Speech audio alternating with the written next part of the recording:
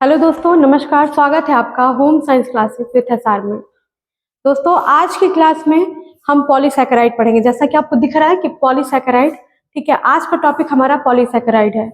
इसके पहले हमने कार्बोहाइड्रेट के मोनोसैकेराइड और डाइसैकेराइड को पढ़ लिया है।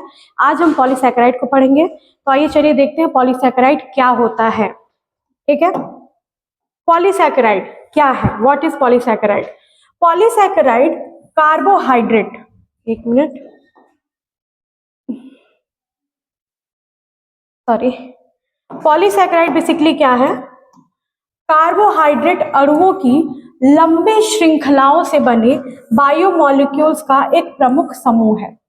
ठीक है, यानी कि आपने कार्बोहाइड्रेट पढ़ा था तो आपने इतना पढ़ा है कि कार्बोहाइड्रेट जो कई प्रकार हैं उसके, जैसे कि मोनो, डाई और पॉली, फिर हमारा आता है और ऑलिगोसैकेराइड, 4 प्रकार हैं उसके। तो मोनो में क्या था कि मोनो में आपके एक मॉलिक्यूल यानी कि एक अणु के द्वारा मोनोसैकेराइड बन रहे थे। ठीक है, जब हम डाइसैकेराइड से आगे आते हैं, डाइसैकेराइड के बारे में, तो उसमें क्या था, डाई का मतलब दो मॉलिक्यूल्स मिलकर के क्या बना रहे हैं, डाइसैकेराइड बना रहे हैं। जब हम पॉलीसैकेराइड की बात करते हैं तो पॉलीसैकेराइड में आपके 2 से बहुत अधिक मॉलिक्यूल्स यानी कि ग्लूकोज की इकाइयां होती हैं। ठीक है, कई सारी लंबी श्रृंखलाएं बनाते हैं और ये क्या होते हैं, बायोमॉलिक्यूल्स होते हैं। ठीक है, बायोमॉलिक्यूल्स ये मिलकर के पॉलीसैकेराइड बनाते हैं। इसमें क्या होता है, कई छोटे मोनोसैकेराइड शामिल होते हैं। वही चीज है, ग्लूकोज, फ्रक्टोज, लैक्टोज, ये क्या है, मोनोसैकेराइड्स हैं और ये मिल करके इसको बनाते हैं। ये बायो मैक्रोमोलिक्यूल्स पशु कोशिकाओं में ऊर्जा के एक महत्वपूर्ण स्रोत के रूप में कार्य करते हैं और पौधे की कोशिका के संरचनात्मक घटक का निर्माण करते हैं। यानी कि जो हमारा पॉलीसैकेराइड है वो क्या है, पशुओं में भी होता है और पौधों में भी होता है, दोनों में पाया जाता है। क्योंकि कार्बोहाइड्रेट स्रोत क्या है आपके, बेसिकली ज्यादातर जो होते हैं कार्बोहाइड्रेट्स वो वनस्पति जगत से प्राप्त होते हैं, लेकिन पॉलीसैकेराइड क्या है कि जानवरों यानी कि जंतुओं में भी होता है और साथ ही साथ पौधों में भी ये उपस्थित होता है। ठीक है, चलिए आगे बढ़ते हैं। पॉलीसैकेराइड की विशेषताएं क्या क्या होती है। पॉलीसैकेराइड की कैरेक्टरिस्टिक्स क्या है कि ये कम मीठे होते हैं। क्या होता है, कम मीठे होते हैं, इनमें ज्यादा मिठास नहीं होती है। जैसे आपने मोनोसैकेराइड में पढ़ा होगा कि फ्रक्टोज जो होता है बहुत मीठा होता है, डाई में पढ़ा होगा कि लैक्टोज जो होता है वो भी मीठा होता है। ठीक है, दुग्ध शर्करा जिसको हम बोलते हैं, ये क्या होता है, मीठा होता है। लेकिन पॉलीसैकेराइड क्या होता है, ये थोड़ा सा कम मीठा होता है, इनमें मिठास कम होती है। साथ ही साथ ये पाउडर के रूप में पाए जाते हैं। ये जल में अघुलनशील होते हैं, जल में घुलते नहीं है ये, लेकिन हाँ, जल में जब इनको घोला जाता है तो ये कोलाइड फॉर्म में, कोलाइड का मतलब कि गाढ़े जेली के समान ये बन जाते हैं। जल में घुलनशील नहीं होते हैं, विशेषता ध्यान रखिएगा कि जल में ये अघुलनशील हैं, लेकिन यदि इनको पानी में मिलाया जाता है तो ये कोलाइड फॉर्म में बन जाते हैं। ठीक है, तो पानी में जब इनको घोला जाता है तो ये गाढ़ी जेली के समान के रूप में हो जाते हैं। शर्करा की कई इकाइयां, कई छोटी छोटी इकाइयों के होने के कारण इनका जो अणु भार होता है वो क्या होता है, अधिक होता है। अगर आपसे मान लीजिए प्रश्न पूछता है कि कार्बोहाइड्रेट के प्रकारों में किसका अणु भार सबसे अधिक होगा, तो पॉलीसैकेराइड का सबसे अधिक होगा, लेकिन सबसे कम किसका होगा, तो मोनोसैकेराइड का सबसे कम होगा। ठीक है, इसका सूत्र क्या है, इसका सूत्र है C6H10O5, जिसको हम ऐसे लिखते हैं C6H10O5। ठीक है, सबका सूत्र मैंने बताया है आपको। कार्बोहाइड्रेट का जो बेसिक सूत्र है C6H12O6, ये हमारा कार्बोहाइड्रेट का होता है, और जो मोनोसैकेराइड है, डाइसैकेराइड है, सबका मैंने आपको बताया हुआ है। चलिए अब आते हैं कि पॉलीसैकेराइड के प्रकार कितने हैं।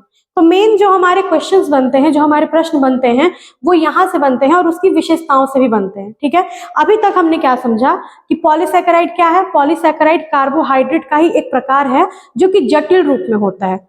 जटिल रूप में क्यों होता है ये, क्योंकि इसमें क्या होता है, बहुत सारे मॉलिक्यूल्स होते हैं, किसके, ग्लूकोज के, यानी कि मोनोसैकेराइड्स के। बहुत सारे मोनोसैकेराइड से मिलकर के बनता है, इसलिए इसकी जो संरचना होती है वो क्या होती है, जटिल होती है। ये हमारे भोजन में पाया जाता है। ठीक है, वनस्पति जगत से प्राप्त भोजन में भी और जंतु जगत से प्राप्त भोजन में भी पाया जाता है। अगर इसकी विशेषताओं की बात की जाए तो क्या होता है, अघुलनशील होता है, लेकिन जैसे ही हम पानी में घोलते हैं तो ये क्या होता है, गाढ़े जेली के समान हो जाता है। जैसे बेस्ट एग्जांपल इसका क्या ले सकते हैं आप, चावल होता है ना, चावल में स्टार्च होता है जो पॉलीसैकेराइड का ही एक प्रकार है। ये चावल क्या होता है, जब हम इसको पानी में घोल करके और सीटी लगवाते हैं तो आप देखेंगे कि वो जमने लगता है, जम जाता है, जिलेटिनेशन हो जाता है उसमें। ठीक है ना। तो चावल में वो गाढ़े घोल के रूप में तब वो जमने लगता है। ये जल में अघुलनशील होता है, लेकिन अगर जल में घोला जाए इसको तो ये कोलाइडल फॉर्म में यानी कि जेली के समान में जम जाता है। चलिए आइए अब इसके प्रकार के बारे में बात करते हैं। इसके प्रकार कितने होते हैं पॉलीसैकेराइड के? तो मुख्य रूप से पॉलीसैकेराइड के दो प्रकार हैं। एक होता है होमोपॉलीसैकेराइड और एक क्या होता है हेटेरोपॉलीसैकेराइड। ठीक है, अगर आपको यहाँ पे इमेज दिख रहा होगा छोटा छोटा तो इससे आप समझिए यहाँ पे क्या है, यहाँ पे सारे बॉल्स जो है वो क्या है, एक ही कलर के हैं। सारे के सारे मान लीजिए कि सारे के सारे ब्लू कलर के हैं, एक ही तरह के, एक ही आकार के, एक ही रंग के। ठीक है, ये क्या करता है, होमो का मतलब क्या होता है, एक जैसा। हेटेरो का मतलब क्या होता है, अलग अलग, विषम। तो होमो में क्या है कि सारी विशेषताएं जो पॉलीसैकेराइड की होंगी वो एक जैसी होंगी, लगभग लगभग सभी विशेषताएं वो एक जैसे मोनोमर्स यानी कि एक जैसे अणुओं से मिलकर के बनता है। लेकिन जब हेटेरोसैकेराइड की हम बात करते हैं तो हेटेरोसैकेराइड में क्या होता है कि अलग अलग, यहाँ देखिए ये कलर अलग है, ये अलग है, ये अलग है, ये सारे कलर्स क्या है, अलग अलग है। तो यहाँ पे अलग अलग मोनोमर्स मिलते हैं, अलग अलग मोनोसैकेराइड, डाइसैकेराइड मिलते हैं। ठीक है, और उनकी अलग अलग विशेषताएं भी होती हैं। वो क्या करते हैं, हेटेरोपॉलीसैकेराइड बनाते हैं। क्लियर है? आई होप इतना क्लियर होगा आपको। फिर जब पॉलीसैकेराइड, होमोपॉलीसैकेराइड की बात करते हैं तो एक तो होता है स्टोरेज के आधार पे, ठीक है, यानी कि भंडारण के आधार पे होता है, और दूसरा स्ट्रक्चर के आधार पे होता है, यानी कि संरचना के आधार पे। तो जब हम भंडारण की बात करते हैं तो स्टार्च होता है एक होता है हमारा ग्लाइकोजन, एक है इनुलिन और एक है डेक्स्ट्रीन। यहाँ पे आईएन होगा डेक्स्ट्रीन। ठीक है, ये चारों स्टोर होते हैं लेकिन अलग अलग लोगों में, अलग अलग। जैसे स्टार्च जो है ये बेसिकली आपका किसमें स्टोर होता है, स्टार्च की अगर बात की जाए तो स्टार्च आपके पौधों में स्टोर होता है। पौधों में ऊर्जा का जो संचारित भंडार होता है वो किस रूप में जाना जाता है, स्टार्च के रूप में जाना जाता है।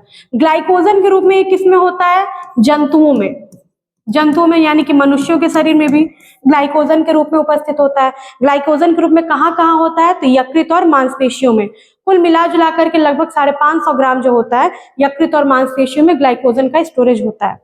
ध्यान दीजिएगा कि ग्लूकोज जब अत्यधिक मात्रा में होता है यानी कि व्यक्ति अपनी आवश्यकता से अधिक उसका सेवन करता है तो वो क्या होता है, यकृत में, ठीक है, मसल्स में, मांसपेशियों में ग्लाइकोजन के रूप में स्टोर हो जाता है। ठीक है, इसलिए इसको कहा जाता है जंतुओं में पाया जाता है। लेकिन जैसे ही उसे मतलब अधिक ग्लूकोज की आवश्यकता पड़ती है, यानी कि अगर उसने फास्टिंग के मोड में है वो या खाना नहीं खाया है तो उस दौरान उसे कार्य करने के लिए ऊर्जा की आवश्यकता तो होगी। तो उस ऊर्जा की आवश्यकता को पूरा करने के लिए ग्लाइकोजन पुनः ग्लूकोज में परिवर्तित हो जाता है। ठीक है, तो ये क्या है, जंतुओं में होता है।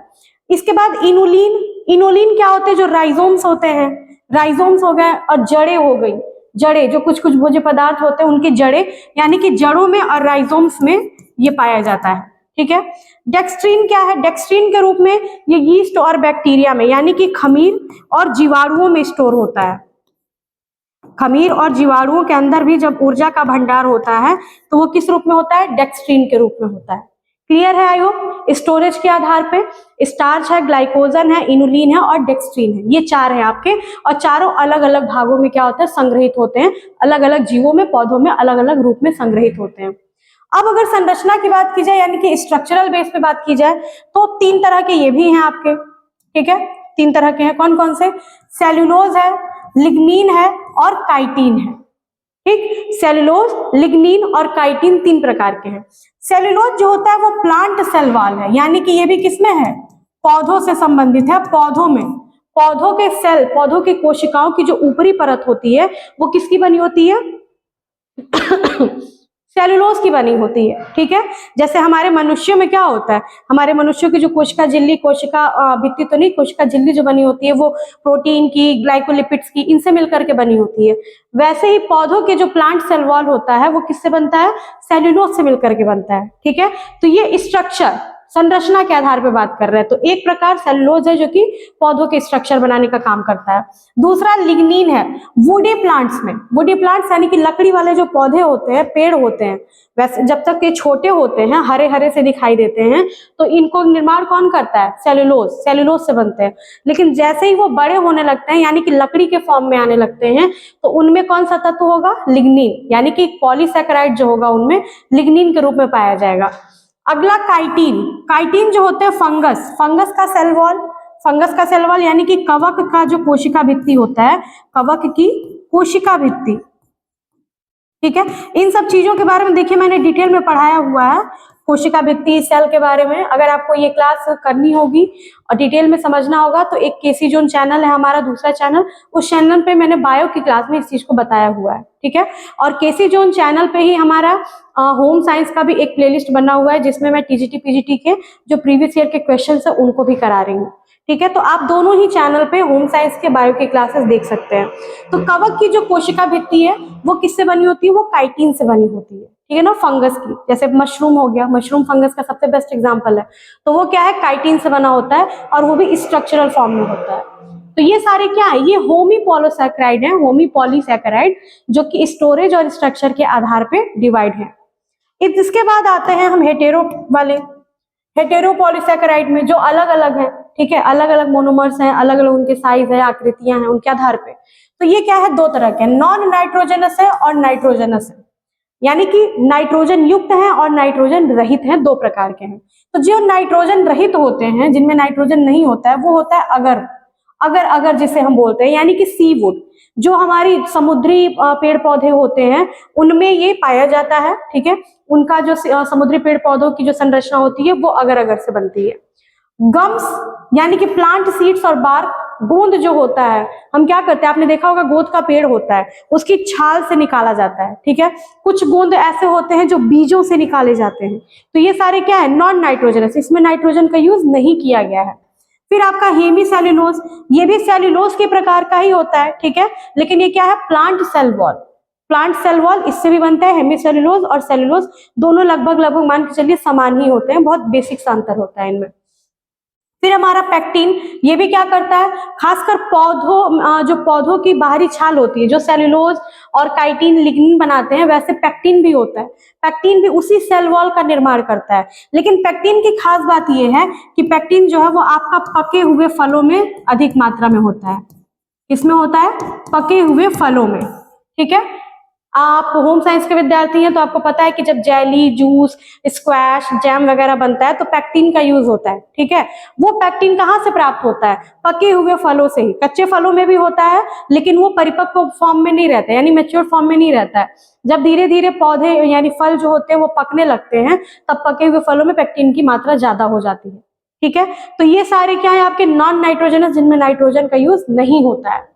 दूसरा आपका है नाइट्रोजनस, जिसमें नाइट्रोजन होता है। तो ग्लाइकोसैमिनोग्लाइकन्स जो होते हैं, एनिमल सेल्स जो जंतुओं में पाए जाते हैं, जंतुओं की कोशिकाओं में पाए जाते हैं, वो थोड़े से नाइट्रोजनस होते हैं, यानी कि नाइट्रोजन युक्त होते हैं, ठीक है। तो बेसिकली ये क्या है, आपका पॉलीसैकेराइड के प्रकार हैं। आप चाहे तो इसका स्क्रीनशॉट ले लीजिए, वैसे जो बच्चे मुझसे जुड़े हुए हैं उनको ग्रुप में ये भेज दिया जाएगा, ठीक है। ये था आपका पॉलीसैकेराइड का प्रकार। अब इसमें जो सबसे इंपॉर्टेंट और सबसे ज्यादा जिससे क्वेश्चंस बनते हैं वो हमारा क्या है, स्टार्च है। तो बेसिकली आज हम स्टार्च को ही समझेंगे कि स्टार्च होता क्या है, ठीक है, स्टार्च क्या है और क्या क्या इसके उपयोग होते हैं, क्या क्या इसकी विशेषताएं होती हैं, ठीक है। चलिए, तो सबसे पहले स्टार्च की बात करें। स्टार्च का एक स्टार्च तो कहते ही हैं, लेकिन इसका एक और नाम जिसे हम कहते हैं एमाइलम, एमाइलम, ठीक है। क्या है, स्टार्च का दूसरा नाम है। अगर एमाइलम दे दे स्टार्च की जगह पे तो आपको कंफ्यूज नहीं होना है। दूसरी चीज की ये भी क्या है, ये पॉलीसैकेराइड का प्रकार है। इसका प्रकार है, पॉलीसैकेराइड का ही प्रकार है, पॉलीसैकेराइड का प्रकार। अगली बात क्या है कि ये ऊर्जा का प्रमुख साधन भी हम इसे कहते हैं, ऊर्जा का मुख्य साधन है। जैसे ग्लूकोज तो है ही, लेकिन ग्लूकोज क्या है, इंस्टेंट एनर्जी के लिए है, मोनोसैकेराइड है ना, वो तत्काल हमारे शरीर में जाके घुलित हो जाता है, लेकिन लंबे समय तक हमारे शरीर को ऊर्जा देने का काम कौन करता है, स्टार्च ही करता है, ठीक है। किसके द्वारा ये बंधा रहता है, कौन सी बॉन्ड होती है, तो स्टार्च निर्माण के लिए, स्टार्च बनने के लिए ग्लाइकोसिडिक बॉन्ड होती है। कौन सी बॉन्ड, ग्लाइकोसिडिक बंध या बॉन्ड जिसे हम कहते हैं, ठीक है। ग्लाइकोसिडिक, पेप्टिडो वाली, ये सारे क्या है, ये इनको जो लिंकेज करता है, इनको लिंक करता है बांधने का काम। जैसे कि एक हमारा स्टार्च का अणु है, एक हमारा क्या है मोनोमर है, फिर दूसरे हैं, फिर तीसरे हैं, फिर चौथे, पांचवें, ये लगातार जो बनते जाते हैं, इनको बनाने के लिए बॉन्ड का यूज होता है और वो बॉन्ड क्या होता है, ग्लाइकोसिडिक बॉन्ड कहलाता है। ठीक है, जैसे पॉलीसैकेराइड का ही प्रकार है, तो ये हरे पौधों में भी होता है। ठीक है, साथ ही साथ जंतु यानी कि मनुष्य में भी पाया जाता है। तो हरे पौधों में ये कैसे होता है, हरे पौधों में किस रूप में रहता है ये, हरे पौधों में ये रहता है स्टार्च के रूप में। ठीक है, स्टार्च के रूप में। पौधे क्या करते हैं, अपना भोजन बनाते हैं ना, अपना भोजन बनाते हैं पौधे खुद से, ये आपको पता है। पौधे क्या होते हैं, ऑटोट्रॉफ के अंतर्गत आते हैं, ऑटोट्रॉपिक। ठीक है, ऑटोट्रॉप्स के अंतर्गत आते हैं और इनका काम क्या होता है, भोजन बनाना, भोजन निर्माण करना। तो इनमें जो भोजन बनता है वो ग्लूकोज के फॉर्म में और स्टार्च के फॉर्म में ये क्या होता है, स्टोर करके रहता है हरे पौधे में। ठीक है, और इसके बाद अगर बात की जाए जंतुओं में अभी मैंने बताया है पिछली स्लाइड में, जंतुओं में ये किस रूप में स्टोर होते हैं, जंतुओं में स्टोर होते हैं ये ग्लाइकोजन के रूप में। ठीक है, किसमें होते हैं, ग्लाइकोजन के रूप में। इतना क्लियर है, किसी को कोई डाउट इतने में? जो डाउट होगा वो आप मुझे कमेंट के माध्यम से बता दीजिएगा। ठीक है, चलिए अब एक चीज और इसमें आपको बताते हैं। बेसिकली जो स्टार्च होता है वो दो तरह की चीजों से मिलकर के बनता है, और वो क्या क्या है आपका, ये भी इंपॉर्टेंट है जानना। एक है हमारा एमाइलेज, एक क्या है, एमाइलेज, और दूसरा जो होता है वो है हमारा एमाइलोपेक्टिन।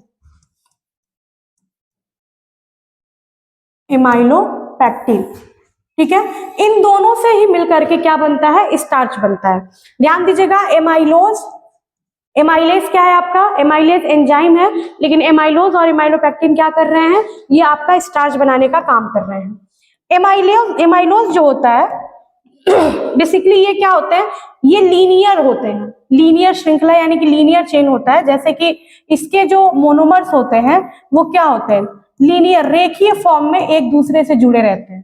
कई सारे जो अणु होते हैं, कई सारी जो ग्लूकोज की इकाइयां होती हैं वो एक दूसरे से रेखीय फॉर्म में जुड़े रहते हैं। ठीक है, इसलिए इसको कहा जाता है रेखीय श्रृंखला।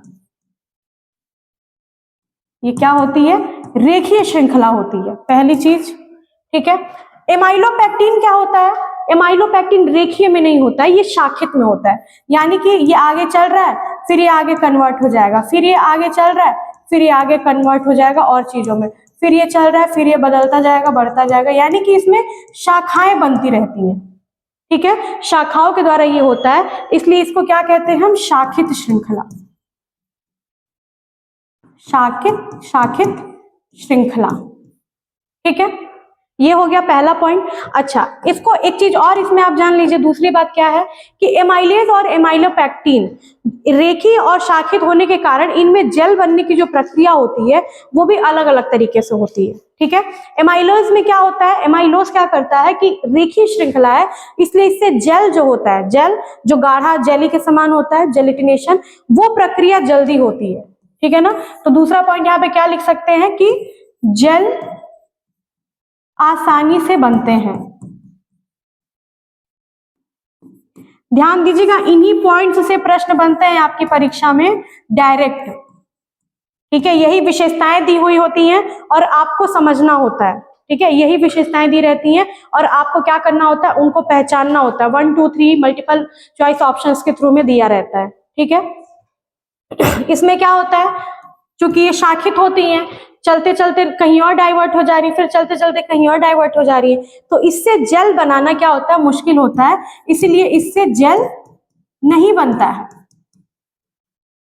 जेल नहीं बनता है। ठीक है, तीसरी चीज क्या हो जाएगी इसमें कि ये आपका एमाइलोज जो होता है ये क्या होता है, क्योंकि रेखीय श्रृंखला है इसकी। ठीक है, एक रेखा में चल रहा है, सामान्य तरीके से चल रहा है, तो इसका जो भार होता है वो क्या होता है, कम होता है, इसका भार कम होता है। और एमाइलोपेक्टिन का भार क्या होता है, एमाइलेज की तुलना में 4 गुना ज्यादा भार होता है, 4 गुना ज्यादा भार होता है। ठीक है, ये सब बेसिक डिफरेंसेस हैं, बेसिक एकदम। ठीक है, जैसे ये आसान है ना, यानी कि इसका स्ट्रक्चर रेखीय श्रृंखला जो है ये आसान है, तो इसकी थिकनिंग एबिलिटी जो होती है, ठीक है, थिकनिंग एबिलिटी का मतलब कि जमने की जो इसकी क्षमता होती है वो ज्यादा होती है, थिकनिंग पावर इसमें ज्यादा होती है।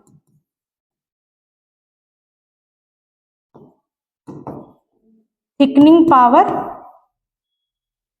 अच्छी होती है, गुड लिख सकते हैं यहाँ पे, या गुड थिकनिंग पावर लिख सकते हैं। और इसमें क्या होती है, थिकनिंग पावर लेस देन होती है, यानी कि इससे कम होती है, एमाइलेज की अपेक्षा कम होती है। एमाइलोज की तुलना में, एमाइलोज की तुलना में कम थिकनिंग पावर, ठीक है, एमाइलोज की तुलना में कम थिकनिंग पावर होती है, ठीक है। तो ये क्या है, ये बेसिकली आपका एमाइलोज और एमाइलोपैक्टिन में डिफरेंस है। 4 पॉइंट्स है, 4 पॉइंट्स अगर आप याद रख लेते हैं तो आपके लिए प्रश्नों को समझना आसान हो जाएगा, ठीक है। अब सबसे ज्यादा प्रश्न इसके कहाँ से बनते हैं, तो इसके प्रश्न बनते हैं इससे ज्यादा डाइजेशन से, यानी कि स्टार्च का जो पाचन है उससे प्रश्न बनते हैं। स्टार्च के पाचन से कैसे बनते हैं, चलिए आइए देखते हैं। डायरेक्ट प्रश्न बनते हैं स्टार्च के पाचन से। स्टार्च का पाचन कहाँ होता है, कैसे होता है, किस किस रूप में परिवर्तित होता है, इससे प्रश्न आते हैं। और चलिए इसको देखते हैं क्या है। सबसे पहला पाचन कहाँ शुरू होता है, मान लीजिए ये स्टार्च है, इससे जरूर डायग्राम आप लोग बना लीजिएगा, ठीक है। ये स्टार्च है और स्टार्च सबसे पहले कहाँ पाचन होता है उसका, मुंह में, मुंह में होता है, माउथ में। किसके द्वारा, तो टाइलिन एंजाइम के द्वारा, टाइलिन एंजाइम के द्वारा, ठीक है। और मुख में पाचन जब होता है, स्टार्च टूटता है छोटे छोटे भागों में, तो ये किसमें कन्वर्ट हो जाता है, ये कन्वर्ट होता है आपका डेक्स्ट्रीन में। इसमें कन्वर्ट होगा, डेक्स्ट्रीन में कन्वर्ट हो जाएगा, ठीक है। तो सबसे पहला पाचन तो इसका कहाँ हो गया, मुंह में स्टार्ट हो गया, ठीक है। अच्छा, अब दूसरा पाचन कहाँ पे होगा, दूसरा फिर से स्टार्च है, ठीक। दूसरा पाचन इसका कहां पे होगा, दूसरा पाचन इसका होगा पैनक्रियाज, यानी कि अग्नाशय में। अग्नाशय में किसके द्वारा, कौन सा एंजाइम होगा, तो एंजाइम होगा हमारा एमाइलेज, एमाइलेज एंजाइम के द्वारा, ठीक है। एमाइलेज एंजाइम के द्वारा होगा। और यहां पर पुनः ये किस में बदलेगा, फिर से ये डेक्स्ट्रीन में कन्वर्ट होगा, यानी कि यहां भी ये डेक्स्ट्रीन में, चूंकि पहले तो डेक्स्ट्रीन में कन्वर्ट हो ही चुका है, लेकिन यहां भी ये डेक्स्ट्रीन में कन्वर्ट होगा, स्टार्च जो होगा। और यहां से डेक्स्ट्रीन में कन्वर्ट होने के बाद से ये कन्वर्ट होगा आपका माल्टोज में, ठीक है, माल्टोज में कन्वर्ट होगा। और अब जब इसके बाद से माल्टोज हमारा कन्वर्ट होगा, क्या कन्वर्ट होगा, अब हमारा स्टार्च नहीं कन्वर्ट होगा, तीसरे स्टेप में हमारा माल्टोज कन्वर्ट होगा। किसके द्वारा कन्वर्ट होगा माल्टोज, तो माल्टोज हमारा कन्वर्ट होगा माल्टेज एंजाइम के द्वारा, माल्टेज एंजाइम के द्वारा कन्वर्ट होगा। और कन्वर्ट होकर के ये क्या बनेगा, तो जब ये कन्वर्ट हो जाएगा हमारा माल्टोज से माल्टेज एंजाइम के द्वारा, तो ये हमारा सबसे छोटा जो अणु है वो क्या बन जाएगा, मोनोसैकेराइड ग्लूकोज, ठीक है। तो बेसिकली स्टार्च यानी कि पॉलीसैकेराइड जो होता है वो शुरू में क्या होता है, स्टार्च होता है, जिसका सबसे पहले पाचन मुंह में स्टार्ट होता है, शुरू होता है टाइलिन एंजाइम के द्वारा, फिर वो डेक्स्ट्रीन में कन्वर्ट होता है, ठीक है। डेक्स्ट्रीन के बाद से फिर वो अग्नाशय में, डेक्स्ट्रीन से माल्टोज में बदलता है एमाइलेज एंजाइम के द्वारा। और फिर लास्ट में जो माल्टोज बनता है वो माल्टेज एंजाइम के द्वारा ग्लूकोज में बनता है। और इसी से हमें क्या प्राप्त होता है, इसी से हमें एनर्जी यानी कि ऊर्जा प्राप्त होती है। क्लियर है इतना, ठीक है। चलिए, ये हो गया इसका पाचन यानी कि डाइजेशन, क्लियर है। अच्छा, अब फूड स्टार्च की बात करते हैं। टाइप्स ऑफ फूड स्टार्च कितने होते हैं, ठीक है ना। टाइप्स ऑफ फूड स्टार्च में आपके दो तरह के होते हैं, एक होते हैं अनमोडिफाइड और दूसरे होते हैं मॉडिफाइड। हालांकि इनसे क्वेश्चंस बने हुए हैं पेपर में, इसीलिए इनको भी समझना जरूरी है। आपके एग्जाम्पल्स के थ्रू ही इसमें क्वेश्चंस आते हैं, इसलिए इसको ध्यान दीजिएगा कि अनमोडिफाइड का मतलब क्या है, कि इन्हें हम डायरेक्ट जैसे जिस रूप में है स्टार्च उसी रूप में प्रयोग करते हैं। मॉडिफाइड में क्या हो जाता है, क्योंकि स्टार्च का प्रयोग सिर्फ खाने में नहीं होता है, स्टार्च का प्रयोग बहुत सारे फील्ड में होता है, जैसे कि कपड़ा उद्योग में भी होता है, टेक्सटाइल में होता है, गम्स वगैरह गोंद वगैरह बनाने में होता है, ठीक है, चमड़ा उद्योग में होता है, और बहुत सारे पेपर उद्योग में, तो इन सारी चीजों में भी इसका यूज होता है। तो वहां पर स्टार्च को क्या करते हैं, मॉडिफाई किया जाता है, परिवर्तन किया जाता है, कुछ चीजों को मिला करके उसमें मॉडिफिकेशन करते हैं। तो इस आधार पर ये दो प्रकार का है। अगर फूड स्टार्च की बात की जाए तो हमारा अनमोडिफाइड है और मॉडिफाइड। अनमोडिफाइड में देखिए कौन कौन सा है कार्बोहाइड्रेट्स के प्रकार, यानी कि स्टार्च के ही प्रकार है ये बेसिकली। अनमोडिफाइड में हमारा सबसे पहले रिफाइंड फ्लोर, ठीक है, refined floor, thickening sausage and soups specially used in the form of rocks. Thickening sausage यानी कि सॉस और सूप जो बनता है, सॉस और सूप जो बनता है उसमें रिफाइंड फ्लोर का यूज होता है।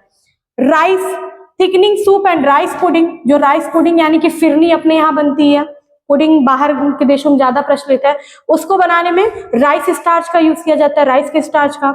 एक होता है अरारोट, अरारोट भी हम लोग यूज करते हैं for clear sauces, example lemon sauce and as a glaze for fruit flans, यानी कि जो क्लियर सॉस होता है जिसमें बहुत ही, जैसे कुछ टमाटर सॉस क्या, टमाटो सॉस क्या होता है, गाढ़ा होता है, वेजिटेबल सॉस क्या होता है, गाढ़ा होता है, लेकिन इनमें कुछ कुछ आपको वेजीज और टोमेटोज वगैरह दिखाई देते हैं। लेकिन एक क्लियर सूप होता है जो कि पेशेंट्स को दिया जाता है, जिसमें कुछ भी आपका ठोस पदार्थ नहीं होना चाहिए, उसके लिए हम अरारोट का यूज करते हैं, उसको गाढ़ा करने के लिए, उसका जेल बनाने के लिए अरारोट का यूज किया जाता है, क्योंकि ये पाउडर के फॉर्म में होता है, ठीक है। फिर आपका टैपियोका है, टैपियोका भी किस लिए यूज किया जाता है, पुडिंग बनाने के लिए। फिर आपका आलू, potato, potato use for thicken soups which could curdle at high temperature, ठीक है। इसके अलावा सूप तो बनाते ही है, लेकिन आप लोग घर में अपने बनाते हैं ना, छोला बनाते हैं, कभी ऐसा होता है कि पनीर बनाते हैं, ठीक है, या कोई ग्रेवी वाली सब्जी बनाते हैं, तो हम लोग क्या करते हैं, उबले हुए आलू मैश करके डाल देते हैं। वो क्या करता है, वो गाढ़ा बनाने का काम करता है। अगर मान लीजिए प्याज कम है, ठीक है, आपके तरीका अपना भी सकते हैं अगर आपने कभी अपनाया नहीं है तो। अगर मान लीजिए प्याज कम है तो आप 1 या 2 आलू उबाल करके अगर सब्जी में डाल देंगे तो ग्रेवी क्या होती है, गाढ़ी हो जाती है। तो पोटैटो के स्टार्च का भी यूज किस लिए किया जाता है, जिलेटिनाइजेशन, जिलेटिनीकरण के लिए किया जाता है, गाढ़ेपन के लिए किया जाता है, ठीक है। फिर हाई एमाइलोज स्टार्च है, ये क्या है, edible films for wrapping candies, edible films for wrapping candies, यानी कि कैंडीज, छोटे छोटे टॉफियों को आपने देखा होगा कि वो दिखने में चमकदार दिखाई देते हैं, ठीक है, उनको लपेटने के लिए, उनको रैप करने के लिए किसका यूज किया जाता है, हाई एमाइलोज स्टार्च का, जो एडिबल होता है, जिसे हम खा भी सकते हैं। वैक्सी राइस फ्लोर, ये क्या है, white sauce and starch thickened pudding which need to be stored, frozen and thawed before cooking, यानी कि जब फ्रोजन फूड को बनाते हैं हमने फ्रोजन फूड बना लिया, उसे रख दिया, फिर हम उसे बाद में प्रयोग कर सकते हैं, तो इस टाइप पे हम किसका यूज करते हैं, वैक्सी राइस फ्लोर का, ठीक है, जो कि व्हाइट सॉस में ज्यादातर यूज किया जाता है, व्हाइट सॉसेस बनाने में, व्हाइट सॉस पास्ता बनता है उसमें भी इसका यूज होता है। फिर आपका कॉर्नफ्लोर है, कॉर्नफ्लोर क्या है, ये भी थिकनिंग सूप है, सॉसेज और ग्रेवीज, एंटी केकिंग एजेंट के रूप में भी कॉर्नफ्लोर को जाना जाता है, ठीक है। एंटी केकिंग का मतलब कि जो जमने नहीं देता, मतलब जमाता है लेकिन क्या करता है, क्रैक्स नहीं बनते उसमें, और एकदम स्मूथ ग्रेवी बनाने का काम करता है, तो वो कौन है, आपका कॉर्नफ्लोर। तो ये क्या है, अनमोडिफाइड है, इनको हम डायरेक्ट इसी रूप में यूज करते हैं। तो इन नामों को आप जरूर याद रखिएगा, बेसिकली सारे ही आपके क्या है, सॉस, ग्रेवी, इन्हीं से रिलेटेड है, पुडिंग से ही रिलेटेड है, लेकिन ये नाम आपको पता होने चाहिए कि ये 8 नाम कौन कौन से हैं, अनमोडिफाइड स्टार्च के अंतर्गत ये आते हैं, ठीक है। चलिए आगे बढ़ते हैं। मोडिफाइड स्टार्च में कौन कौन से हैं, तो इसमें भी आपके 5 हैं। पहला क्या है, स्टार्च फॉस्फेट, ठीक है। मोडिफाइड है तो ध्यान दीजिएगा कि ये आपका नेचुरल फॉर्म से थोड़ा सा नाम इसका अलग होगा, आप आराम से उसी के आधार पे इसको अलग कर सकते हैं, इनमें किसी न किसी तत्व की, अलग से तत्व की यूज की गई होती है। जैसे स्टार्च फॉस्फेट, फास्फोरस का यूज किया गया है, ऑक्सीडाइज्ड स्टार्च है, थिन बॉइलिंग स्टार्च है, प्री जिलेटिनाइज्ड स्टार्च है, क्रॉस लिंक्ड स्टार्च है, ये सारे क्या है, आपके मोडिफाइड है, ये परिवर्तन किए गए हैं, परिवर्तनशील होते हैं ये। स्टार्च फॉस्फेट क्या है, व्हाइट सॉसेज इन कुक फ्रीज ऑपरेशंस, ठीक है। कुक फ्रीज ऑपरेशंस यानी कि इनका प्रयोग कब किया जाता है, जब हमें कोई चीज बना करके रखनी हो, ठीक है, फिर बाद में उसे जब उसका प्रयोग करना है तो फिर हम उसे गर्म करते हैं, तो उसके लिए हम स्टार्च फॉस्फेट का यूज करते हैं। ऑक्सीडाइज्ड स्टार्च का प्रयोग कब होता है, products which need soft gels, उन प्रोडक्ट्स को बनाने में जिसमें सॉफ्ट जेल्स का यूज किया जाए, सॉफ्ट जिलेटिनीकरण का यूज किया जाता है, तो उसको हम क्या करते हैं, ऑक्सीडाइज्ड स्टार्च के द्वारा बनाते हैं। थिन बॉइलिंग स्टार्च, गम ड्रॉप्स, गोंद बनाने के लिए, ठीक है, गोंद बनाने के लिए एडिबल गोंद भी आता है, खाने वाला गोंद भी आता है, और नॉर्मल जो हम अपने चिपकाने उपकाने के लिए यूज करते हैं उसमें भी इसका प्रयोग किया जाता है। प्री जिलेटिनाइज्ड स्टार्च, प्री जिलेटिनाइज्ड स्टार्च जो है वो क्या है हमारा, ये क्या काम करता है, instant pudding and soup mixing. Instant अगर आपको पुडिंग बनाना है, इंस्टेंट सूप बनाना है, तो उसमें प्री जिलेटिनाइज्ड स्टार्च का यूज किया जाता है। यानी कि आप बस इसको डालते हैं और वो अपना बनना फॉर्म करना स्टार्ट कर देता है, क्योंकि जिलेटिनेशन इसमें पहले से ही हुई रहती है। पांचवा हमारा क्रॉस लिंक्ड स्टार्च, तो ये क्या करते हैं, थिकनर्स एंड स्टेबलाइजर, जैसे कि सैलड ड्रेसिंग वगैरह में इसका यूज किया जाता है, ठीक है। तो ये सारे क्या है आपके मॉडिफाइड स्टार्च है, 5 हैं, अनमॉडिफाइड में क्या है 8 हैं, तो 8 और 5 13, कुल 13 तरह के आपके स्टार्च हैं जिनको मॉडिफाइड और अनमॉडिफाइड में बदला गया है, ठीक है। तो बेसिकली ये था आज स्टार्च का चैप्टर, लेकिन इसमें अभी एक चीज बचा हुआ है कि स्टार्च के मुख्य स्रोत कौन कौन से होते हैं, ठीक है।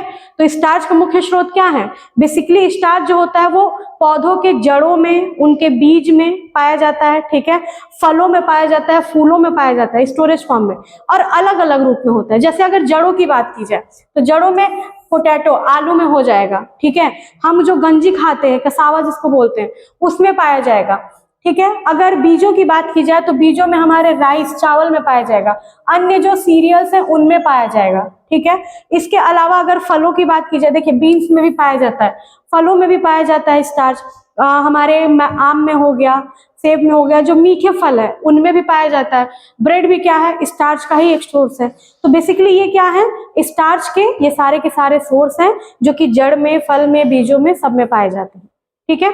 तो आज की क्लास के लिए इतना ही, क्योंकि स्टार्च बड़ा चैप्टर है, ठीक है, इसलिए इसको यहीं तक समझते हैं। अभी इसमें बहुत सारी चीजें बची हुई हैं हमारी, जो पैक्टिन्स बचे हैं, लिग्निन्स बचे हैं, सेल्यूलोज, हेमिसेल्यूलोज, सारे के सारे पॉलीसैकेराइड के प्रकार हैं। तो इनको हम लोग पढ़ेंगे नेक्स्ट क्लास में, ठीक है। क्लास से बने रहिए, क्लास समझ में आई होगी तो लाइक शेयर सब्सक्राइब कर दीजिएगा। Thank you so much.